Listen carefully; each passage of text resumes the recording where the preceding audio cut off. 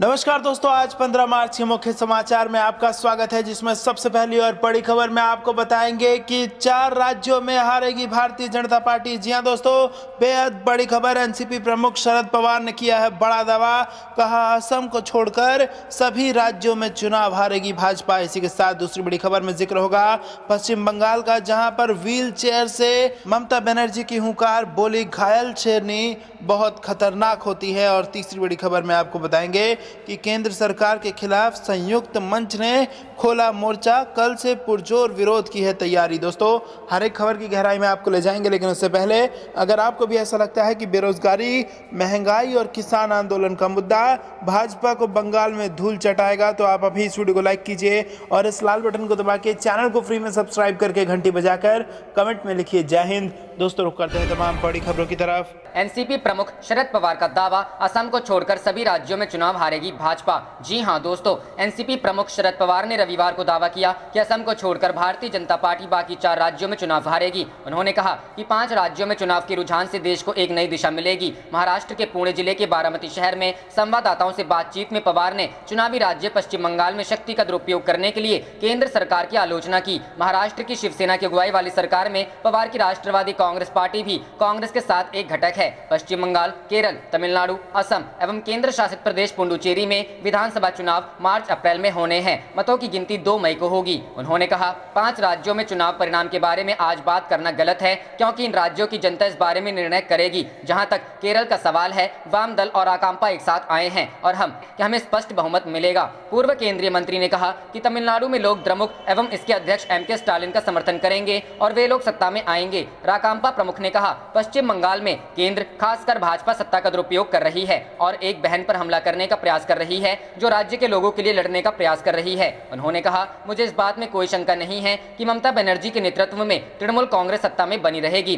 पवार ने कहा कि असम की स्थिति से वह अवगत हैं और उनकी पार्टी के लोगों से प्राप्त सूचना के आधार पर ऐसा लगता है कि वहां सत्तारूढ़ भाजपा दूसरों की तुलना में अच्छी स्थिति में है। उन्होंने कहा, कुल मिलाकर भाजपा असम में सत्ता में बनी रहेगी, लेकिन अन्य चुनावी राज्यों में उसे हार का सामना करना पड़ेगा और उन राज्यों में दूसरी पार्टियां सत्ता में आएंगी। उन्होंने कहा, मुझे भरोसा है कि इस रुझान से देश को एक नई दिशा मिल। रुख करते हैं अगली खबर की तरफ। बंगाल, व्हील चेयर से ममता बनर्जी की हुंकार, बोली घायल शेरनी बहुत खतरनाक होती है। जी हां दोस्तों, पश्चिम बंगाल की मुख्यमंत्री ममता बनर्जी पश्चिमी बर्धमान जिले के दुर्गापुर इलाके पहुंची हैं। पैर में चोट लगने के बाद ममता बनर्जी की किसी जिले में यह पहली यात्रा है। वो सोमवार और मंगलवार को पुरुलिया और बांकुड़ा में रैली को संबोधित करेंगी। इससे पहले रविवार को ममता दुर्गापुर गांधी मैदान स्थित हेलीपैड पहुंची। रविवार रात को वह दुर्गापुर सिटी सेंटर में रुकेंगी। सोमवार को वह यहां से पुरुलिया के लिए रवाना होंगी। हेलीपैड से उतरने के बाद ममता बनर्जी व्हील चेयर पर बैठी दिखाई दे रही थीं। जंग बंगाल में फिर से उबाल आने वाला है। चोट के बाद ममता बनर्जी चुनावी युद्ध में फिर उतर चुकी है। ममता बनर्जी ने रविवार को दक्षिणी कोलकाता में व्हील चेयर से हुंकार भरी। वह व्हील चेयर से रोड शो कर रही है। ममता बनर्जी का ये रोड शो 5 किलोमीटर लंबा था, जो उनके ही गढ़ पार्क स्ट्रीट से शुरू हुआ है। ममता बनर्जी रविवार को 5 किलोमीटर लंबा रोड शो करते हुए हजारा पहुंची। मंच पर पहुंचकर ममता ने कहा कि मैंने जीवन में काफी चोटें खाई हैं, लेकिन बंगाल के लोगों के दर्द से ज्यादा मेरा दर्द नहीं है। देश में लोकतंत्र पर हमला हो रहा है। नंदीग्राम में लोगों को सलाम करती हूं। ममता बनर्जी ने कहा कि मेरे पैर में चोट भले लगी है, लेकिन पूरे राज्य का दौरा करूंगी। सीएम ममता बनर्जी ने मंच से कहा कि अगर लोग हमें वोट देते हैं तो हम यह सुनिश्चित करेंगे कि लोकतंत्र उनके पास लौट आए। बंगाल के खिलाफ सभी साजिशों को नष्ट किया जाएगा। मैं विश्वास दिलाती हूं कि मैं व्हील चेयर पर टूटे पैर के साथ प्रचार करूंगी। खेला होबे, घायल शेरनी बहुत खतरनाक होती है। ममता बनर्जी ने कहा कि हम अपनी लड़ाई जारी रखेंगे, हम निडर होकर लड़ेंगे। अब भी मुझे काफी दर्द हो रहा है, लेकिन मैं लोगों का दर्द ज्यादा महसूस कर रही हूं। हमने अपनी जमीन की इस लड़ाई में बहुत नुकसान उठाया है और हम और अधिक पीड़ित होंगे, लेकिन हम फिर भी लड़ेंगे। हम डरपोक लोगों के सामने कभी नहीं झुकेंगे। वहीं चुनाव आयोग ने ममता बनर्जी के पैर में लगी चोट पर अपनी स्थिति साफ की। चुनाव आयोग अलग अलग रिपोर्ट के आधार पर इस निष्कर्ष पर पहुंचा है कि ममता बनर्जी पर कोई हमला किया गया है, इसके कोई सबूत नहीं पाए गए हैं। यानी ममता के पैर में नंदीग्राम में जो चोट लगी वो एक हादसा था। रुख करते हैं अगली खबर की तरफ। केंद्र सरकार के खिलाफ संयुक्त मंच ने खोला मोर्चा, कल से पुरजोर विरोध की तैयारी। जी हां दोस्तों, केंद्र सरकार की नीतियों के खिलाफ ट्रेड यूनियनों की संयुक्त मंच तथा संयुक्त किसान मोर्चा ने व्यापक संयुक्त आंदोलन करने की घोषणा की है। कहा है कि लगातार स्वतंत्र आंदोलनात्मक गतिविधियों के बावजूद केंद्र सरकार अपने अड़ियल रवैये दिखा रही है। एटक के विश्वजीत देव ने कहा है कि किसान एवं मजदूरों के लंबित न्यायोचित मांगों पर कोई ध्यान नहीं देने तथा विदेशी और स्वदेशी कॉरपोरेट के हितों की कीमत पर हमारे देश की संप्रभुता और आत्मनिर्भरता को खतरे में डालते हुए देश की प्राकृतिक संस्थान एवं सार्वजनिक संगठनों की विनिवेशीकरण एवं निजीकरण के विनाशकारी प्रयास लगातार जारी है। किसान एवं मजदूर संगठनों के संयुक्त मंच ने इस प्रयासों के खिलाफ अपने अपने स्वतंत्र आंदोलन तथा एकजुटता कार्यक्रम की घोषणा की गई है। यह है प्रमुख मांगे: मजदूर विरोधी 4 श्रम कोड वापस लेना, किसान विरोधी तीनों कानून और बिजली बिल 2020 वापस लेना, सार्वजनिक उपक्रमों के निजीकरण एवं निगमीकरण पर रोक, देश भर में सभी फसलों के लिए न्यूनतम समर्थन मूल्य पर खरीद की कानूनी गारंटी सुनिश्चित करने की मांगों को लेकर अब व्यापक संयुक्त आंदोलन करने का निर्णय लिया है। पूरे देश के पैमाने पर ट्रेड यूनियनों के संयुक्त मंच एवं संयुक्त किसान मोर्चा संयुक्त प्रदर्शन के माध्यम से 15 मार्च को राष्ट्रव्यापी निजीकरण एवं निगमीकरण विरोध दिवस के रूप में मनाने का निर्णय लिया है। साथ ही निजीकरण के खिलाफ 15 एवं 16 मार्च को बैंक कर्मियों की 2 दिन की हड़ताल, 17 मार्च जनरल इंश्योरेंस के कर्मचारियों की हड़ताल एवं 18 मार्च LIC के कर्मचारियों की हड़ताल को समर्थन देने का निर्णय लिया गया। इसी कड़ी में आने वाले 23 मार्च एवं 26 मार्च को किसान एवं मजदूरों के संयुक्त कार्यक्रमों को भी सफल बनाने को निर्णय लिया गया है। अगले चरण में और अधिक एकजुट संघर्ष के लिए संयुक्त प्रचार अभियान, किसान पंचायतों, बैठकों, रैलियों आदि आयोजित किया जाएगा। इसी कड़ी में कोल्हान क्षेत्र में मुख्य कार्यक्रम जमशेदपुर में 15 मार्च को स्टेट बैंक ऑफ इंडिया बिष्टपुर के सामने मजदूर एवं किसान संगठनों की संयुक्त प्रदर्शन द्वारा किया जाएगा।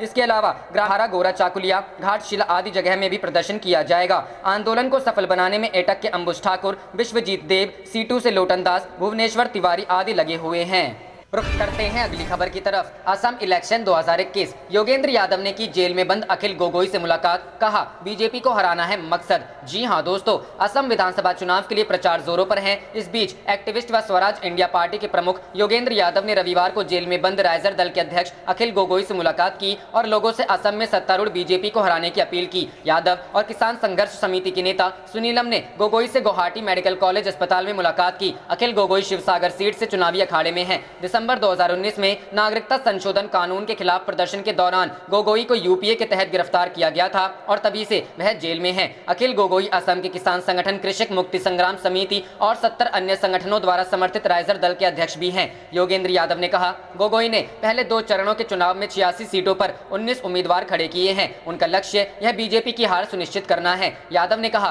कि वह गोगोई से पिछले साल फरवरी में जेल में मिले थे और तब से उनकी स्वास्थ्य स्थिति काफी खराब है। उन्होंने कहा उन्हें काफी मानसिक यातना दी गई है और उनकी स्वास्थ्य खराब हो गया, लेकिन फिर भी वैचारिक स्पष्टता, मेंटल रिजॉल्व और उनके द्वारा दिखाया गया साहस एक मॉडल है। यादव ने आरोप लगाया कि गोगोई को जेल में यह सुनिश्चित करने के लिए रखा गया है कि वह चुनाव के दौरान लोगों से बातचीत न कर सके। उन्होंने कहा यह एक क्रिमिनल ट्रायल नहीं है बल्कि एक राजनीतिक ट्रायल है। यादव ने कहा कि वह राजनीति पर चर्चा करने नहीं गए थे, लेकिन गोगोई यह जानने के लिए बहुत इच्छुक थे कि किसानों का आंदोलन कैसे आगे बढ़ रहा है। असम में 3 चरणों में मतदान होगा। पहले चरण में 12 जिलों की 47 विधानसभा सीटों में वो वोट पड़ेंगे। पहले चरण की अधिसूचना 2 मार्च को जारी की गई। 27 मार्च को मतदान होगा और 2 मई को नतीजे आएंगे। 13 जिलों की 39 विधानसभा सीटों का चुनाव दूसरे चरण में होगा। दूसरे चरण की अधिसूचना 5 मार्च को जारी हो गई। 1 अप्रैल को मतदान और 2 मई को नतीजे आएंगे। तीसरे चरण में 12 जिलों की 40 विधानसभा सीटों के लिए 6 अप्रैल को मतदान होगा। इस चरण की अधिसूचना 12 मार्च को जारी। रुख करते हैं अगली खबर की तरफ। 15 और 16 मार्च को बैंक हड़ताल, जमा और निकासी, चेक क्लियरेंस पर पड़ सकता है प्रभाव। करीब 10 लाख कर्मचारी लेंगे भाग। जी हां दोस्तों, लगातार 4 दिन से बैंक बंद हैं। प्रस्तावित निजीकरण के विरोध में कर्मचारी संगठनों ने हड़ताल की घोषणा की है। 13 मार्च को सेकंड शनिवार और 14 को रविवार है। 15 और 16 मार्च को बैंक में हड़ताल है, यानी 4 दिन से बैंक बंद हैं। राष्ट्रव्यापी हड़ताल के चलते सोमवार और मंगलवार को देश भर में बैंकिंग सेवाएं प्रभावित हो सकती हैं। हड़ताल के कारण जमा और निकासी, चेक क्लियरेंस और ऋण स्वीकृति जैसे सेवाएं प्रभावित हो सकती हैं। 9 यूनियनों के सम्मिलित संगठन United forum of banking union के एक बयान में दावा किया गया है कि बैंकों के लगभग 10 लाख कर्मचारी और अधिकारी हड़ताल में भाग लेंगे। भारतीय स्टेट बैंक सहित कई सरकारी बैंकों ने अपने ग्राहकों को सूचित किया है कि यदि हड़ताल होती है तो उनका सामान्य कामकाज शाखाओं और कार्यालयों में प्रभावित हो सकता है। बैंकों ने यह भी बताया कि वे बैंक शाखाओं और कार्यालयों के सुचारू संचालन के लिए आवश्यक कदम उठा रहे हैं। पिछले महीने पेश किए गए केंद्रीय बजट में वित्त मंत्री निर्मला सीतारमण ने सरकार के विनिवेश कार्यक्रम के तहत अगले वित्त वर्ष में सार्वजनिक क्षेत्र के 2 बैंकों के निजीकरण की घोषणा की थी। अखिल भारतीय बैंक कर्मचारी संघ के महासचिव CH वेंकटचलम ने कहा कि 4 9 और 10 मार्च को अतिरिक्त मुख्य श्रम आयुक्त के साथ हुई बैठक बेनतीजा रही, अतः हड़ताल होगी। रुख करते हैं अगली खबर की तरफ। केंद्र सरकार के दोनों हाथों से दिन दहाड़े लूट, देश फूंककर मित्रों का फायदा, राहुल गांधी। जी हां दोस्तों, कांग्रेस नेता राहुल गांधी लगातार केंद्र की मोदी सरकार पर निशाना साध रहे हैं। राहुल गांधी ने एक बार फिर गैस, डीजल, पेट्रोल के दाम और रोजगार को लेकर मोदी सरकार पर ट्वीट कर निशाना साधा है। कांग्रेस नेता राहुल गांधी ने आज अपने ट्विटर अकाउंट से एक ट्वीट किया है, जिसमें राहुल गांधी ने लिखा है कि केंद्र सरकार की दोनों हाथों से दिन दहाड़े लूट, एक गैस, डीजल, पेट्रोल पर जबरदस्त टैक्स वसूली, दूसरा मित्रों को पीएसयू, पीएसबी बेचकर जनता से हिस्सेदारी, रोजगार व सुविधाएं छीनना। साथ ही राहुल ने यह भी लिखा, पीएम का एक ही कायदा, देश फूंककर मित्रों का फायदा। बता दें कि बीते कल कांग्रेस नेता राहुल गांधी ने उद्योगपति गौतम अडानी के बहाने इशारों में मोदी सरकार पर निशाना साधा था। राहुल गांधी ने एक अखबार की कटिंग को ट्विटर पर पोस्ट करते हुए लिखा था कि आपकी संपत्ति 2020 में कितनी बढ़ी? शून्य। आप जीने के लिए संघर्ष कर रहे हैं, जबकि उसने 12 लाख करोड़ कमाकर अपनी संपत्ति 50% बढ़ा ली। आप मुझे बता सकते हैं ऐसा क्यों? जानकारी के लिए आपको बता दें, यह कोई पहला मौका नहीं है जब राहुल गांधी ने गौतम अडानी पर निशाना साधा हो। जब अहमदाबाद में बने दुनिया के सबसे बड़े क्रिकेट स्टेडियम का नाम नरेंद्र मोदी स्टेडियम रखा गया, तब भी राहुल गांधी ने ट्वीट किया था। उस दौरान राहुल गांधी ने लिखा था कि सच कितनी खूबी से सामने आता है। Narendra Modi stadium, Adani and Reliance and Jay Shah की अध्यक्षता में, हैशटैग हम दो हमारे दो। रुख करते हैं अगली खबर की तरफ। चोट के बाद एक्शन मोड में ममता आज व्हील चेयर पर करेंगी पदयात्रा, टीएमसी का घोषणा पत्र टला। जी हां दोस्तों, तृणमूल कांग्रेस प्रमुख और मुख्यमंत्री ममता बनर्जी चोट लगने के बाद पहली बार सार्वजनिक रूप से सामने आ रही हैं। वह आज व्हील चेयर पर पदयात्रा करेंगी। ममता बनर्जी दोपहर 1 बजे कोलकाता में पदयात्रा करेंगी। इस दौरान वह दक्षिण कोलकाता में मेयो रोड पर गांधी की प्रतिमा से अपनी पदयात्रा शुरू करेंगी। साथ ही टीएमसी ने आज अपने कार्यक्रम में बदलाव किया है। पार्टी आज अपना मैनिफेस्टो जारी नहीं करेगी। इससे पहले आज पश्चिम बंगाल में टीएमसी अपना घोषणा पत्र जारी करने वाली थी, लेकिन फिलहाल इसे स्थगित कर दिया गया है। बहरहाल ममता बनर्जी चोट के बाद पहली बार मंच पर व्हील चेयर पर नजर आएंगी। वह रविवार को चुनावी मैदान पर एक बार फिर उतरेंगी। इसके बाद वह 15 मार्च से जनसभा की शुरुआत करेंगी।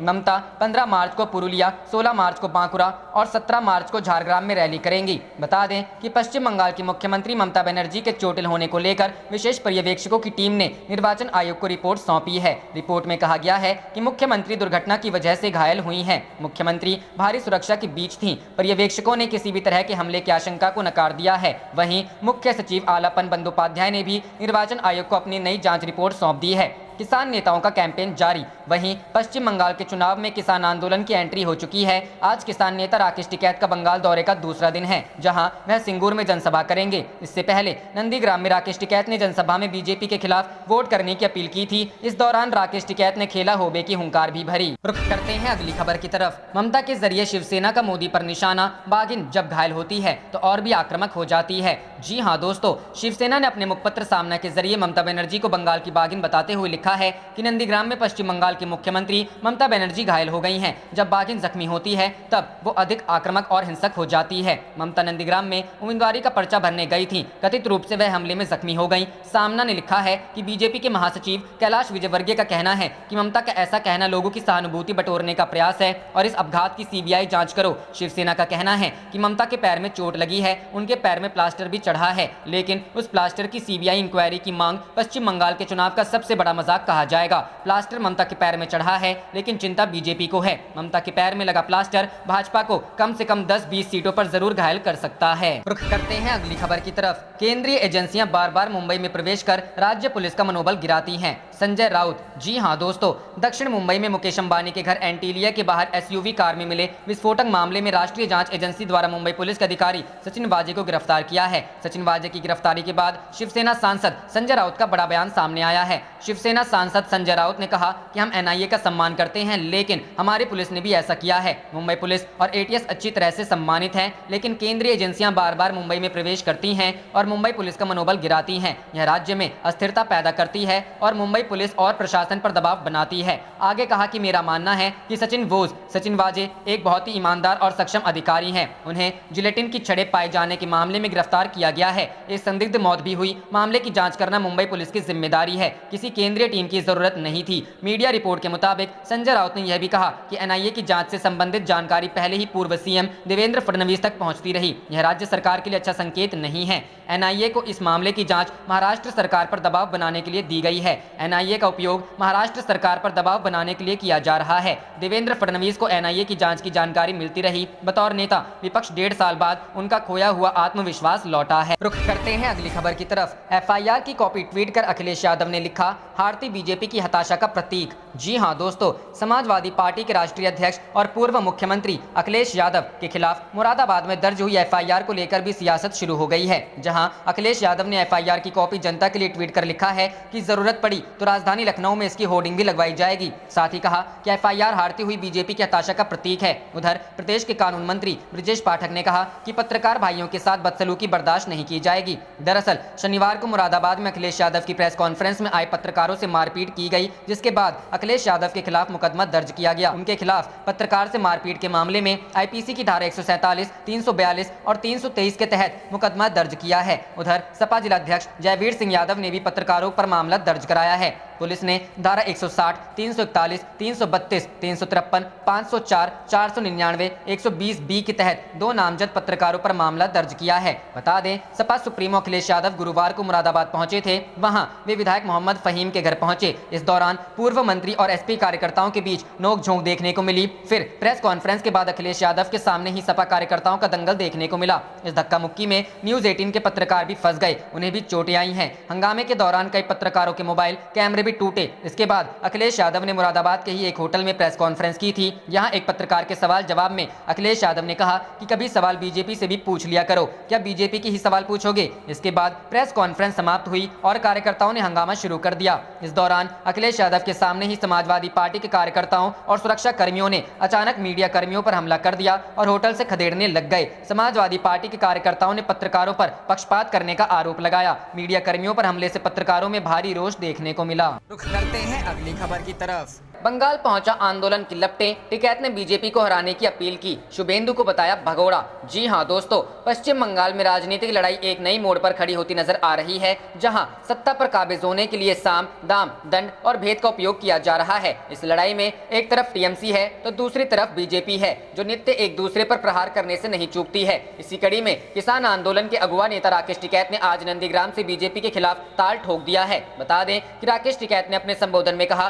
कि जो भी दल बीजेपी को हराएगी उसे आप वोट दें। हालांकि उन्होंने किसी पार्टी का नाम तो नहीं लिया, लेकिन इशारा उन्होंने साफ कर दिया। राकेश टिकैत ने कहा कि जिस तरह के एक महिला को निशाने पर लेकर चोट पहुंचाया गया वो दुखदायी है। उन्होंने कहा कि बंगाल की जनता सब देख रही है। उन्होंने कहा कि आज किसानों को मोदी सरकार जिस तरह से अवहेलना कर रही है उनमें आक्रोश है। मालूम हो कि बीते दिनों ममता बनर्जी पर कथित हमले हुए थे, जिसमें वे घायल हो गई। तब से चुनाव प्रचार से दूर ही रही हैं। हालांकि अस्पताल से छुट्टी मिलने के बाद नए सिरे से ममता बनर्जी फिर से चुनावी मैदान को संबोधित करेंगी। वहीं राकेश टिकैत ने कहा कि शुभेंदु अधिकारी भगोड़े हैं, उन्हें यहाँ की जनता दल बदलने के कारण सजा दे। उन्होंने कहा कि सभी राज्यों में वे बीजेपी को हराने की अपील करने जा रहे हैं। रुख करते हैं अगली खबर की तरफ। बंगाल चुनाव, घायल ममता बनर्जी 15 मार्च से देंगी विपक्ष को चोट, करेंगी ताबड़तोड़ रैलियां। जी हां दोस्तों, पश्चिम बंगाल की मुख्यमंत्री और तृणमूल कांग्रेस सुप्रीमो ममता बनर्जी बीते दिनों नंदीग्राम में चोट लगने की वजह से घायल हो गई थी। इसके बाद उन्हें कोलकाता के एक अस्पताल में एडमिट कराया गया था। कल उन्हें अस्पताल से छुट्टी दे दी गई है।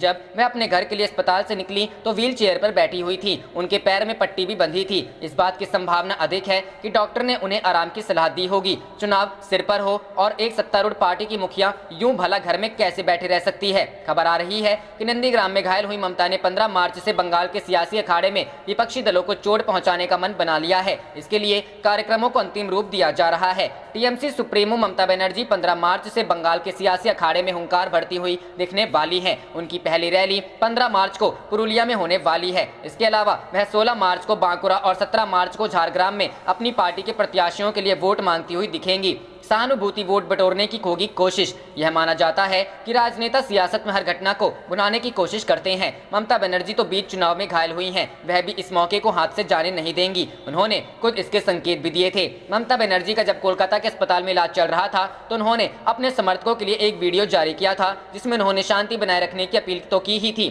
साथ ही यह भी कहा था कि वह चोट लगने की वजह से व्हील चेयर पर बैठकर ही प्रचार करेंगी। ममता अगर व्हील चेयर पर बैठकर चुनावी मंच पर नजर आएंगी तो इसकी प्रबल संभावना है कि सहानुभूति वोट का फायदा टीएमसी को मिल सकता है।